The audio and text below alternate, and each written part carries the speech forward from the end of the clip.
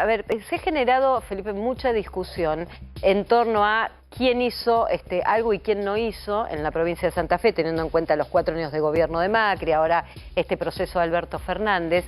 Y la cuestión de fondo es que la provincia, al menos hace 15 años, que está atravesando un flagelo que es el narcotráfico instalado y generando muerte y violencia en las calles.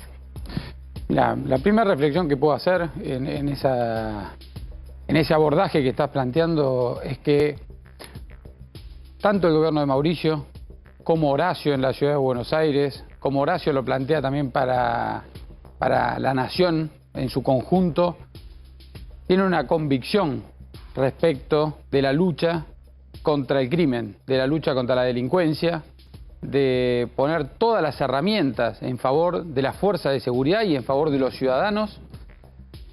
Y el kirchnerismo no. El kirchnerismo en cada oportunidad que puede ha demostrado que no, que prefiere a los delincuentes antes que a la policía, que prefiere la ilegalidad antes que la ley, que prefiere ir en contra de las instituciones antes que respetar la Constitución. Y eso es un principio filosófico. Si uno no quiere combatir el narcotráfico, no va a poder hacerlo, no lo va a hacer. Después ya es difícil combatirlo, pero primero hay que tener la convicción y una decisión política muy firme para hacerlo. Mauricio lo demostró y Horacio lo viene demostrando en la ciudad y no tengo ninguna duda que lo va a llevar adelante cuando sea presidente, si es que los argentinos lo eligen, esa lucha contra el narcotráfico. Y ya lo viene planteando. ¿Cómo hacer? Ahora, usted tiene una prueba acá con el tema de la 1114. Con muchas, no, con muchas otras. La 1114, que históricamente fue el tema de Marcos Díaz Muñoz, era como era bueno, hubieron varios y hace muy pocos días detuvimos a Rolinga, que era el número 2 de Dumbo. Pero ahí no está, también la Gendarmería, no está ahí en la 1114. Digo, ¿no tiene una convivencia ustedes con el Gobierno Nacional? ¿Cómo es esa convivencia con el Gobierno Nacional? A ver, cuando se hizo el traspaso, Mariano, de la policía, hubo ciertos lugares que siguieron bajo la órbita de las fuerzas federales. Ajá. ¿Por qué? Porque se traspasaron fuerzas de la Policía Federal, pero no se traspasaron aquellos recursos que eran necesarios porque ya estaban custodiando algunos lugares. La 1114, la 2124... la 31 también, Ciudad Oculta. A lo largo de los años fuimos haciendo esos traspasos, sucesivamente, uno por uno, y fue adquiriendo la jurisdicción sobre esas villas la policía de la ciudad. En cada uno de esos lugares, cuando nos hicimos cargo, los delitos descendieron. Salvo un lugar, ¿sabes cuál? ¿Cuál? La 1114. La 1114 es el único lugar en la ciudad de Buenos Aires donde los delitos siguieron subiendo y el narcotráfico siguió asentándose. Pero me acuerdo, Felipe, que ahí la discusión en la 1114 con la presencia de la Gendarmería era que aún los vecinos querían tener presencia de Gendarmería porque hacía años que tenían una convivencia algo más pacífica o de mejor relación que con el resto de las fuerzas, entre ellas la de la Policía de la Ciudad. No, porque la Policía de la Ciudad no llegó a hacerse cargo de la 1114. Pero es cierto que durante el gobierno de Mauricio, con la presencia de Gendarmería, que había fuerzas suficientes de Gendarmería para aplacar el impacto que tenía el narcotráfico en la vida cotidiana de ese barrio y de esa villa, definitivamente cambió el impulso, la fuerza, la decisión en el fondo, la decisión de combatir en serio el narcotráfico. Y esto es lo que vemos hoy en Rosario. Pero para combatir el narcotráfico tiene que ser una fuerte decisión política para llevarlo adelante, porque si no es hacia abajo. El problema que yo lo que noto también es que hacia abajo, si no hay una fuerte convicción política sin cuestionamientos en la cúpula, no hay manera de que se puedan desarrollar operativos exitosos. Mariana, en primer lugar, el narcotráfico es un delito federal. Pero es un delito federal no solamente por ley o porque la jurisdicción judicial sea federal. Es federal por su naturaleza y porque la manera de combatirlo es en términos regionales. Es un delito que se expande en una región, que entra por las fronteras. La custodia de las fronteras es federal. Tiene que haber una estrategia a nivel nacional para combatir un delito de estas características. Y no hay decisión. Yo te voy a recordar lo que escuchamos en las últimas horas respecto de las declaraciones del gobierno nacional. Ganó el narcotráfico. Algo más debiéramos hacer. de esa forma nunca.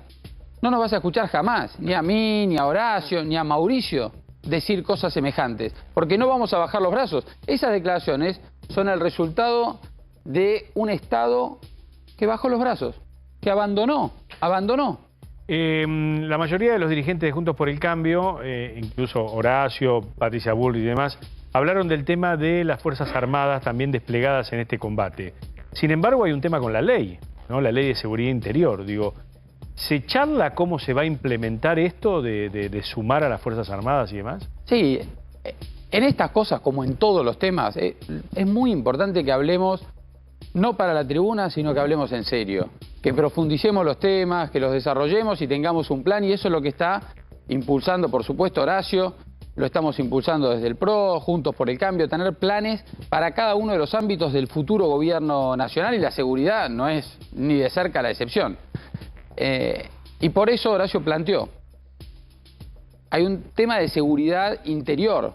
Las Fuerzas Armadas no trabajan en seguridad interior, pero sí pueden contribuir y colaborar muchísimo en la custodia y el cuidado de las fronteras, que además son estratégicas para la lucha contra el narcotráfico, y por eso Horacio propuso eso, que las Fuerzas Armadas custodien y se preocupen por las fronteras del país.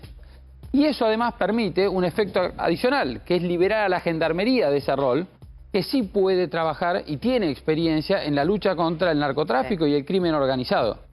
Y además, para el mediano plazo, crear una fuerza federal de élite, capacitada. Es lo que hacemos nosotros en la ciudad de Buenos Aires. Nosotros, desde que recibimos la policía, creamos una policía, ya tenemos 7 años de policía de la ciudad en Buenos Aires, donde fuimos fortaleciendo su capacitación, su equipamiento. Antes se capacitaban 1 año, hoy se capacitan 2 años antes de entrar. Antes, después la capacitación era accesoria, hoy es obligatoria. Todos los años se tienen que capacitar todos los policías. Antes no se tenía en cuenta esa capacitación para ascender. Hoy, si no se capacitan, no ascienden. El entrenamiento incluye muchísimas variables. La policía de la ciudad tiene diferentes divisiones para atacar las diferentes modalidades de delitos. Hay que tener una estrategia, hay que tener un plan y hay que llevar adelante ese plan. Quiero venir a la ciudad de Buenos Aires. Nos conmovió a todos el crimen de la agente Maribel allí en el subte, en Retiro, en la línea C, donde se empezó otra vez la discusión de la Taser. Yo en particular, y lo he dicho al aire, en el caso de Maribel yo no estoy segura que la Taser hubiese sido la solución por la manera intempestiva en que la persona, el asesino, la termina abordando para sacarle el arma y matarla. Pero, ¿qué cambió desde el crimen de Maribel ahora? Y digo, ¿qué es lo que tienen planeado cuando ya la discusión de la Taser está instalada y está judicializada, sobre todo? Mira, independientemente de si en el caso de esta tragedia que nos atravesó a todos, ¿no?, a la policía de la ciudad muy de cerca, muy directamente, al gobierno de la ciudad también, pero la verdad es que tuvo un impacto más bien nacional, por las características que vos describías, Mariana. Independientemente de si la Taser sí o no en un caso puntual, no hay duda que es una herramienta más. ¿Va a resolver todos los problemas de inseguridad? Seguro que no, pero es una herramienta más que puede contribuir. Y ahí tenés de nuevo la diferencia. Nosotros creemos que a la fuerza de seguridad les tenemos que dar todas las herramientas posibles. Y seguimos evaluando otras alternativas además de la Taser, de armas no letales. Pero para usted el kirchnerismo piensa diferente.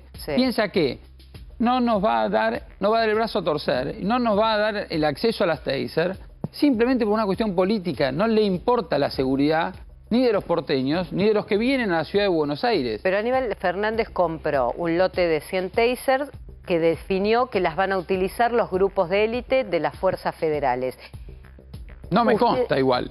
No me consta. Bueno, está en el pliego, digo. Es lo que me parece. Ahora, que la diferencia que tienen con ustedes es que él dice que hay que usarlas con cuerpos de élite y ustedes lo que plantean es que la tiene que usar el policía de calle. Pero eso es muy secundaria, esa discusión, Mariana, porque la realidad es que mientras no estén en la Argentina no la vamos a poder usar ni con los cuerpos de élite ni con los lugares que nosotros proponemos. Primero, que dejen entrar las pistolas.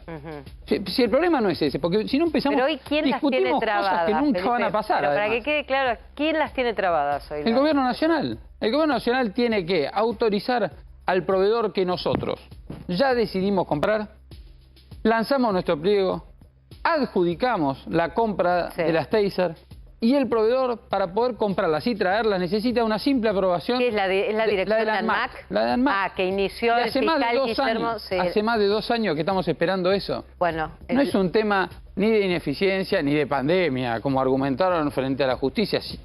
Realmente sin vergüenza.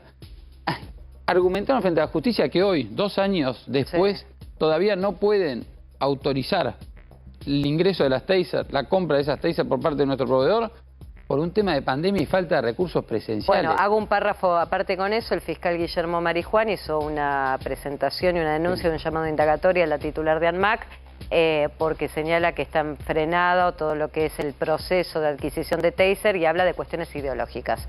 En eso lo presentó el fiscal Guillermo Marijuán en las últimas horas, llamando indagatoria a la titular del ANMAC, que es el organismo que se ocupa de la regulación de las armas en la Argentina.